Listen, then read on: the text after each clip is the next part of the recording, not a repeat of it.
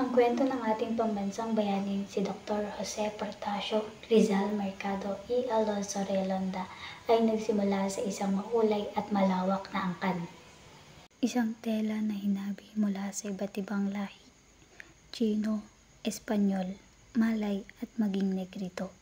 Siya ay hindi lamang isang individual, siya ang bunga ng isang mayamang kasaysayan. Ang ugat ng mga Rizal ay nag-umpisa kay Domingo Lamco, isang Tsinong emigrante mula Amoy, China na dumating sa Pilipinas noong bahagi ng ika-17 siglo upang makipag-isa sa lipunan. Pinasimula niya ang apelyedong Mercado.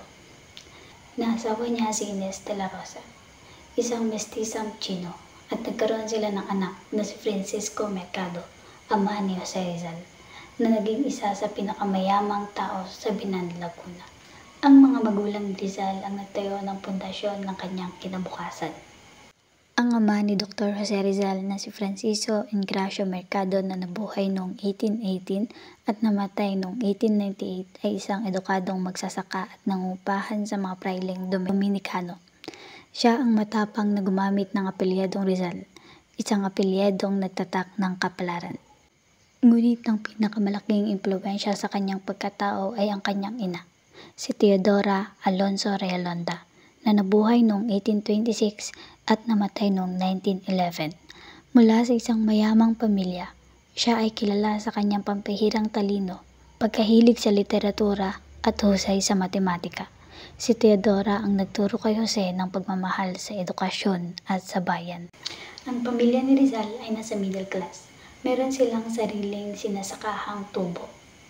Pagsapit ng Hunyo 11, 1861, isinilang si Jose Portasio Rizal Mercado y Alonso Realonda. Siya ay kapito sa 11 magkakapatid. Subalit, may isang kapatid na higit sa lahat, si Pasiano. Ang kanyang mga kapatid na babae, sina Saturna, Narcisa, Olympia, Lucia, Maria, Josefa, Trinidad at Soledad ay naging taga-suporta at tagapangalaga ng kanyang mga alaala.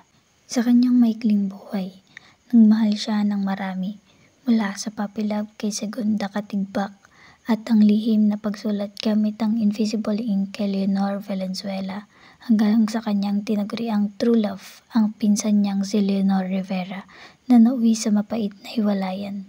Nagkaroon din ng puwang sa puso niya ang dayuhang tulad ni Osei-san sa Japan, sa Gertrude Beckett sa London, at si Nelly Bostedo sa Europa.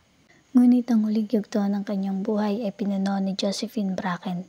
Nagkaroon sila ng anak na sa kasawiang palad ay namatay ng kulang sa buwan at sa gulang na 35. Siya ay naging isa sa pinakamahusay na manunulat, kilala sa mga obra niyang Noli Me Tangere at El Filibusterismo. At dumating ang katapusan. Noong December 30, 1896, si Dr. Jose Rizal ay binaril sa Bagong Bayan na ngayon Luneta na. Ang kanyang kamatayan ay hindi pagtatapos, kundi pagsisimula ng bagong liwanag.